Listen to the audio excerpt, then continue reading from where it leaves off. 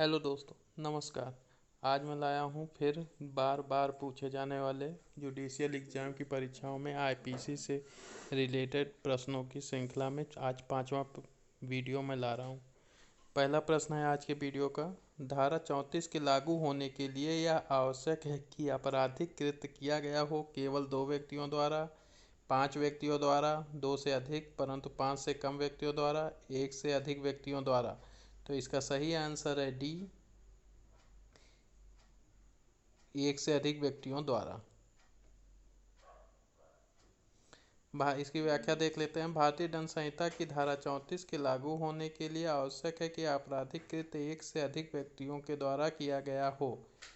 अगला प्रश्न है, जब कई व्यक्तियों द्वारा आपराधिक कृत्य किया जाता है तब केवल मुख्य अपराधी ही कृत्य के लिए उत्तरदायी है, केवल सक्रियकर्ता ही कृत्य के लिए उत्तरदायी है।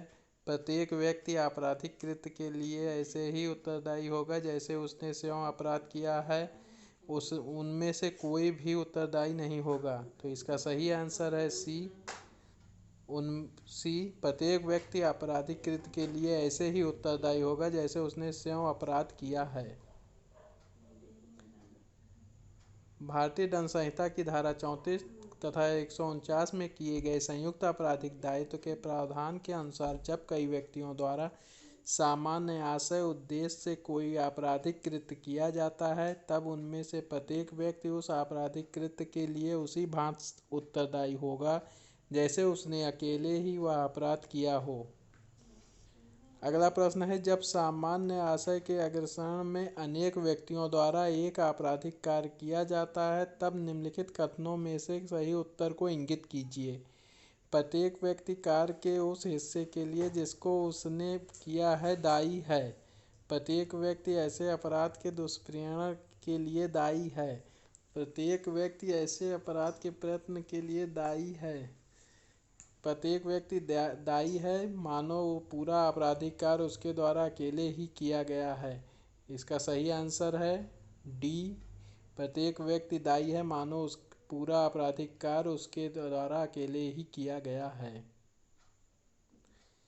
भारतीय दंड संहिता की धारा 34 के अनुसार जबकि कोई आपराधिक कार्य कई व्यक्तियों द्वारा उस सबके सामान्य आशय को अग्रसर करने में किया जाता है तब ऐसे व्यक्तियों में से हर व्यक्ति उस कार्य के लिए उसी प्रकार दायित्व के अधीन है मानो वह कार्य अकेले उसी ने किया है। अगला प्रश्न है, जब कोई आपराधिक कार्य कई व्यक्तियों द्वारा अपने सबके समान आशय को अग्रसर करने में किया जाता है तब ऐसे व्यक्तियों में से प्रत्येक व्यक्ति दायित्व के अधीन है। ए, कार्य को करने के प्रयत्न के लिए, बी, कार्य के दुष्प्रेरण के लिए, सी, केवल उस भाग के लिए जो प्रत्येक ने किया है, डी, मानो कार्य उनमें से प्रत्येक ने अकेले ही किया है। तो इसका सही आंसर है डी, मानो कार्य उनमें से प्रत्येक ने अकेले ही किया है। भारतीय दंड संहिता की धारा 34 के अनुसार जब कोई आपराधिक कार्य कई व्यक्तियों द्वारा अपने सबके सामान्य आशय को अग्रसर करने में किया जाता है तो प्रत्येक व्यक्ति उस कार्य के लिए उसी प्रकार दायित्वाधीन होगा मानो वह कार्य अकेले उसी ने किया है। जब कोई आपराधिक कार्य कई व्यक्तियों द्वारा अपने सबके सामान्य आशय को अग्रसर करने में किया जाता है तब ऐसे व्यक्तियों में से प्रत्येक दायी है मानो वह आपराधिक कृत्य अकेले ही उसी ने किया हो। उसके द्वारा किए गए कार्य के हिस्सों के लिए, ऐसे अपराध के दुष्प्रेरण के लिए, ऐसे अपराध के षड्यंत्र के लिए। तो इसका सही आंसर है ए, मानो वह आपराधिक कार्य कृत्य अकेले उसी ने किया हो। इसकी व्याख्या देख लेते हैं। भारतीय दंड संहिता की धारा 34 के अनुसार जब कोई आपराधिक कार्य 2 या अधिक व्यक्तियों द्वारा अपने सबके सामान्य आशय को अग्रसर करने में किया जाता है तब ऐसे व्यक्तियों में से प्रत्येक ऐसे दायी हैं और मानो वह आपराधिक कृत्य अकेले उसी ने किया है। सामान्य आशय के सिद्धांत की विवेचना निम्नलिखित में से किस वाद के अंतर्गत की गई? नानक चंद बनाम पंजाब राज्य, के.एम. नानावटी बनाम महाराष्ट्र राज्य, एस. वरदाराजन बनाम मद्रास राज्य, महबूब शाह बनाम किंग एम्परर। तो इसका सही आंसर है डी, महबूब शाह बनाम किंग एम्परर। महबूब शाह बनाम किंग एम्परर के बाद में प्रिवी काउंसिल ने भारतीय दंड संहिता की धारा 34 के अंतर्गत उल्लिखित सामान्य आशय के सिद्धांत की विवेचना की। बारिंद कुमार घोष बनाम एम्परर का वाद सामान्य आशय के सिद्धांत पर एक अन्य निर्देशक वाद है। अगला प्रश्न है, निम्नलिखित में से किस वाद को सिंधु नदी वाद के नाम से जाना जाता है? दुखमोहन पांडे का वाद, महबूब शाह एम्परर का वाद, बारिंद कुमार घोष का वाद, स्वर्ण सिंह कुमार घोष का वाद। तो इसका सही आंसर है महबूब शाह का वाद। महबूब शाह के वाद को सिंधु नदी के वाद के नाम से भी जाना जाता है।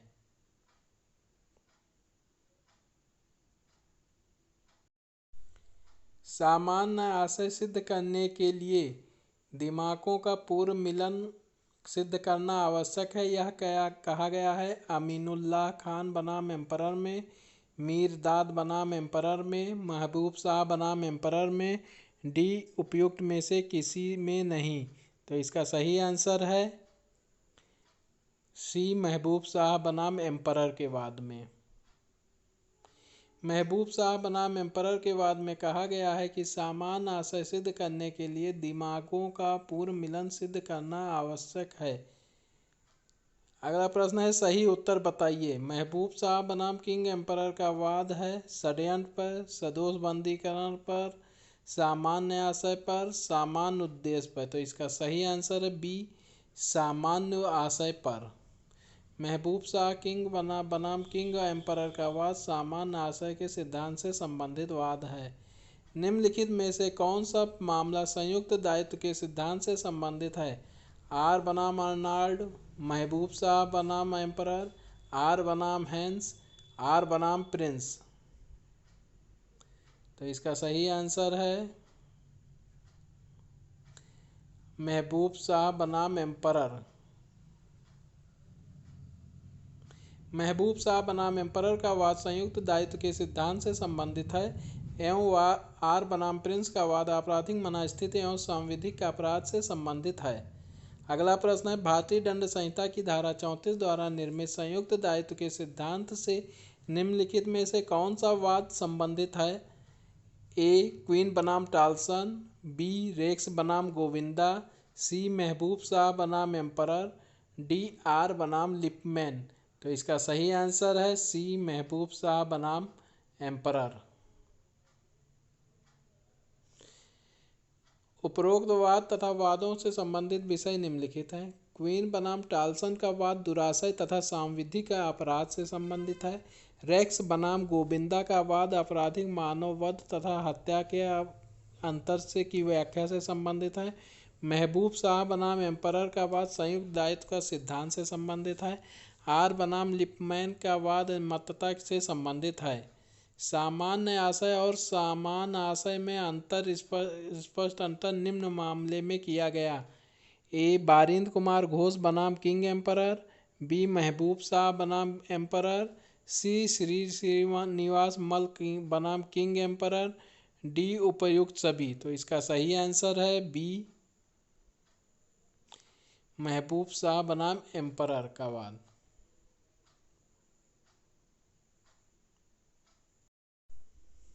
महबूब शाह बनाम किंग एम्परर के वाद में अभिनिर्धारित किया गया कि सामान्य आशय एवं सामान्य आशय के शब्दों के बीच की सीमा रेखा बहुत पतली है, परंतु इनके बीच वास्तविक एवं मूल अंतर है। यदि इन अंतर को समझने में भूल हुई तो इससे अन्याय हो सकता है। अगला प्रश्न है, भारतीय दंड संहिता की धारा 34 पर प्रसिद्ध वाद है मैकनाटन का वाद, रेक्स बनाम गोविंदा का वाद, बारिंद कुमार घोष बनाम एम्परर का वाद, केसी मैथ्यू का वाद। तो इसका सही आंसर है सी, बारिंद कुमार घोष बनाम एम्परर का वाद। ये अक्सर पूछा जाता है कि भारतीय दंड संहिता की धारा 34 का प्रसिद्ध वाद कौन सा है। तो भारतीय दंड संहिता की धारा 34 का प्रसिद्ध वाद बारिंद कुमार घोष बनाम एम्परर का है। इसकी व्याख्या भी देख लेते हैं। बारिंद कुमार घोष बनाम एम्परर का वाद भारतीय दंड संहिता की धारा 34 पर प्रसिद्ध वाद है, जबकि मैकनाटन का वाद धारा 84 पर, रेक्स बनाम गोविंदा का वाद धारा 299 एवं धारा 300 पर तथा केसी मैथ्यू का वाद धारा 149 से संबंधित प्रमुख वाद है। बारिंद कुमार घोष बनाम सम्राट संबंधित हैं सामान्य आशय के सिद्धांत से, सामान्य उद्देश्य से, विधिविरुद्ध जमाव से, दुष्प्रेरण से।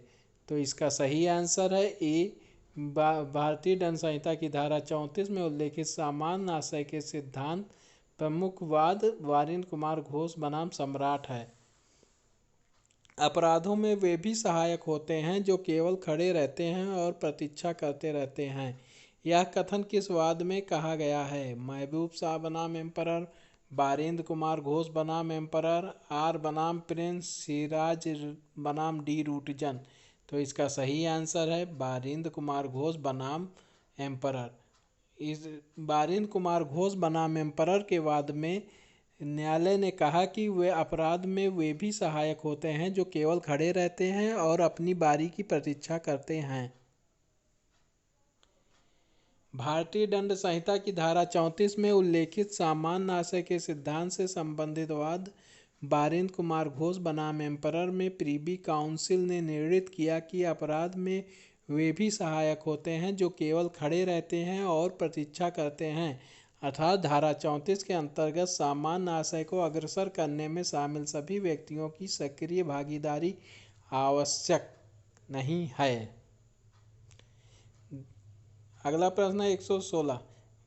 प्रीवी काउंसिल के समक्ष पोस्ट मास्टर की हत्या के मामले में निर्णय दिया गया था लॉर्ड समनर द्वारा, सर माधवन नायर द्वारा, लॉर्ड कालरिज द्वारा, लॉर्ड हाल्डेन द्वारा। तो इसका सही आंसर है ए, लॉर्ड समनर द्वारा। भारतीय दंड संहिता की धारा 34 में निहित सामान्य आशय के सिद्धांत के महत्वपूर्ण वाद बारिंद कुमार घोष बनाम एम्परर में लॉर्ड समनर ने अभियुक्त को धारा 34 तथा 302 के अंतर्गत पोस्ट मास्टर की हत्या का दोषी घोषित किया। लॉर्ड समनर ने यह सिद्धांत प्रतिपादित किया कि अन्य लोगों की तरह अपराध में वे भी कार्य करते हैं जो मात्र खड़े रहते हैं तथा प्रतीक्षा करते हैं। अगला प्रश्न है एक आपराधिक कार्य करने में संयुक्त दायित्व का सिद्धांत की अपेक्षा की जाती है। अभियुक्त मात्र कार्य की तैयारी की योजना बनाने में सम्मिलित हुआ हो, अपराधियों को अनुप्रमाणित करने वाला सामान्य आशय विद्यमान होगा, विधि विरुद्ध जमाव के किसी सदस्य द्वारा जमाव के सामान्य उद्देश्य को अग्रसर करने में कोई आपराधिक कार्य के लिए किए जाने के बीच समय का लंबा अंतराल हो, डी सामान्य आशय के विवेचन और आपराधिक कार्य के किए जाने के बीच समय का लंबा अंतराल हो। तो इसका सही आंसर है बी, अपराधियों को अनुप्रमाणित करने वाला सामान्य आशय विद्यमान होगा।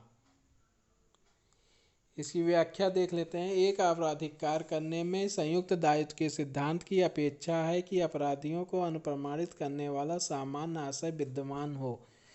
अगला प्रश्न है सही उत्तर बताइए। सामान्य आशय पर आधारित संयुक्त दायित्व अपेक्षा करता है आपराधिक कृत्य एक से अधिक व्यक्तियों द्वारा किया जाता हो, अभियुक्तों में सामान्य आशय हो, अपराध कृत्य में अभियुक्त की सक्रिय उपस्थित रही हो, डी उपर्युक्त सभी। तो इसका सही आंसर है डी उपर्युक्त सभी। सामान्य आशय पर आधारित संयुक्त दायित्व उपर्युक्त सभी तत्वों की अपेक्षा करता है। अगला प्रश्न है सामान्य आशय को अग्रसारित करते हुए हत्या के प्रयत्न का दोषी पाया जाता है। आ ने स्वेच्छा से अपराध का शस्त्र प्राप्त कराया, अपराध का शस्त्र पर आ की जानकारी के बिना उसके घर से ले जाया जाता है, मार डालने की धमकी देकर आ को शस्त्र क्रय करने के लिए विवश किया जाता है, जब आ से शस्त्र छीन लिया गया और उसने पुलिस में रिपोर्ट नहीं की। तो इसका सही आंसर है ए, आ ने स्वेच्छा से अपराध का शस्त्र प्राप्त कराया।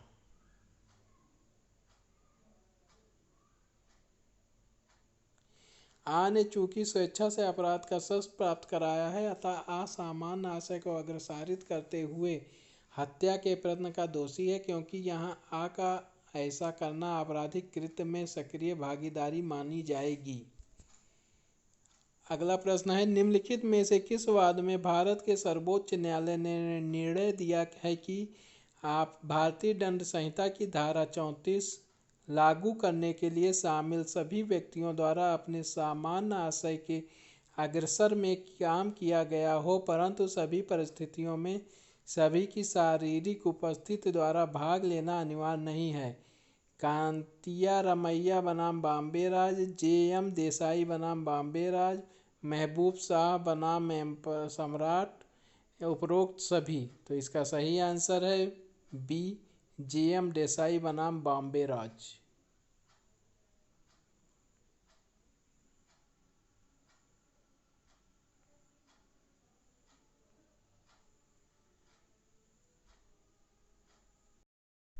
आइए इसकी व्याख्या देख लेते हैं। उच्चतम न्यायालय द्वारा जे.एम. देसाई बनाम बॉम्बे राज्य के मामले में अभिनिर्णित किया कि भारतीय दंड संहिता की धारा 34 को लागू करने के लिए यह जरूरी है कि सभी व्यक्तियों द्वारा सामान्य आशय के अग्रसर में कार्य किया गया हो, किंतु सभी परिस्थितियों में सभी व्यक्तियों की शारीरिक उपस्थिति अनिवार्य नहीं है। शारीरिक हिंसा के मामलों में संयुक्त दायित्व का सिद्धांत लागू करने के लिए शारीरिक उपस्थिति आवश्यक है, किंतु अन्य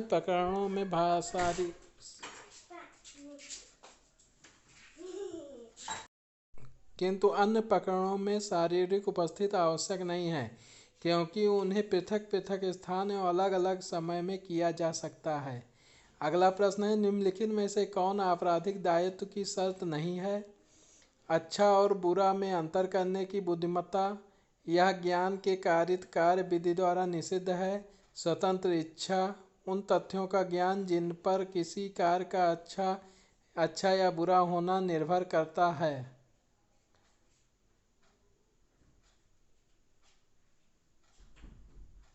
इसका सही आंसर है ए, अच्छा और बुरा में अंतर करने की बुद्धिमत्ता। इसकी व्याख्या देख लेते हैं। भारतीय दंड संहिता 1860 में आपराधिक दायित्व की निम्नलिखित शर्तें हैं। यह ज्ञान की कारित कार्य विधि द्वारा निषिद्ध है, स्वतंत्र इच्छा, उन तथ्यों का ज्ञान जिन पर किसी कार्य का अच्छा या बुरा होना निर्भर करता है, अतः अच्छा और बुरा में अंतर करने की बुद्धिमत्ता आपराधिक दायित्व के शर्त नहीं हैं। अगला प्रश्न है, एक्स एवं वाई दोनों जेड की हत्या करने जाते हैं। एक्स हाथ में भाला लिए चौकन्ना खड़ा रहता है, वह जेड पर कोई वार नहीं करता। वाई जेड को मार डालता है। जेड की हत्या के लिए केवल वाई दोषी है। जेड की हत्या के लिए एक्स तथा वाई दोनों दोषी हैं। एक्स ने वार नहीं किया, इसलिए वह दोषी नहीं है। तो इसका सही आंसर है बी, जेड की हत्या के लिए एक्स और वाई दोनों दोषी हैं। प्रश्नानुसार एक्स एवं वाई दोनों जेड की हत्या करने जाते हैं, अतः एक्स एवं वाई दोनों को सामान्य आशय जेड की हत्या करना है, और इस सामान्य आशय के अग्रसर में वाई जेड पर प्रहार कर उसकी मृत्यु कारित कर देता है। इस दौरान एक्स हाथ में भाला लेकर चौकन्ना खड़ा रहता है। यदि कोई उन दोनों एक्स वाई के सामान्य आशय की पूर्णता में बाधा उपस्थित करें तो एक्स उसका निवारण कर सके, अतः घटनास्थल पर एक्स की सक्रिय उपस्थिति जेड पर प्रहार करने वाले वाई के आपराधिक दायित्व के समान, अतएव जेड की हत्या के लिए एक्स की तथा वाई दोनों दोषी हैं। अगला प्रश्न है, भारतीय दंड संहिता की धारा 34 के अंतर्गत नियम की सभी अभियुक्तों को घटनास्थल पर शारीरिक रूप से उपस्थित होना आवश्यक है के अपवाद के रूप में कौन से अपराध आते हैं? मानव शरीर के विरुद्ध अपराध, संपत्ति के विरुद्ध अपराध, धर्म के विरुद्ध अपराध, विवाह के विरुद्ध अपराध। तो इसका सही आंसर है संपत्ति के विरुद्ध अपराध। जे.एम. देसाई बनाम बम्बई राज्य के वाद में अभी निर्धारित किया गया कि धारा 34 के लागू करने हेतु संपत्ति के विरुद्ध अपराध में शारीरिक उपस्थिति आवश्यक नहीं है। अगला प्रश्न है, भारतीय दंड संहिता की धारा 34 के लागू होने के लिए निम्नलिखित में से कौन आवश्यक शर्त नहीं है? आपराधिक कृत्य कई व्यक्तियों द्वारा किया गया हो। बी, आपराधिक कृत्य सामान्य उद्देश्य को अग्रसर करने में किया गया हो। सी, आपराधिक कृत्य सामान्य आशय को अग्रसर करने हेतु किया गया हो। डी, अपराध घटित करने वाले कृत्य में किसी न किसी रूप से सभी व्यक्तियों की भागीदारी हो। तो इसका सही आंसर है बी, आपराधिक कृत्य में सामान्य उद्देश्य को अग्रसर करने में किया गया हो। इसकी व्याख्या देख लेते हैं। आपराधिक कृत्य जब सामान्य उद्देश्य को अग्रसर करने में किया गया हो तब भारतीय दंड संहिता की धारा 149 लागू होती है, ना कि धारा 34। अगला और आखिरी प्रश्न है इस वीडियो का, भारतीय दंड संहिता की धारा 34 के लागू होने के लिए निम्नलिखित में से कौन सी आवश्यक शर्त नहीं है? आपराधिक कृत्य कई व्यक्तियों द्वारा किया गया हो। आपराधिक कृत्य सामान्य आशय को अग्रसर करते हुए किया गया हो। अपराध घटित करने वाले कार्य में किसी न किसी रूप में सभी व्यक्तियों द्वारा भागीदारी। डी, आपराधिक कृत्य सामान्य उद्देश्य को अग्रसर करने में किया गया हो। तो इसका सही आंसर है डी, आपराधिक कृत्य सामान्य उद्देश्य को अग्रसर करने में किया गया हो। इसकी व्याख्या देख लेते हैं। कोई आपराधिक कृत्य यदि सामान्य उद्देश्य के अग्रसर में किया जाता है तो यह धारा 149 के अंतर्गत आता है, धारा 34 के अंतर्गत नहीं। इसी के साथ मैं ये वीडियो समाप्त करता हूँ। अगर आपको मेरा यह वीडियो पसंद आता है तो प्लीज़ लाइक कीजिएगा, सब्सक्राइब कीजिएगा और शेयर कीजिएगा। मेरा चैनल सब्सक्राइब करना न भूलिएगा, जिससे मेरी और भी वीडियो मिलती रहे आपको। और मैं डिस्क्रिप्शन में इसके पहले के 4 वीडियो जो के लिंक दे रहा हूँ, जिसे आप डिस्क्रिप्शन में जाके देख सकते हैं। मुझे उम्मीद है कि आपको मेरा यह वीडियो पसंद आया होगा। नमस्कार।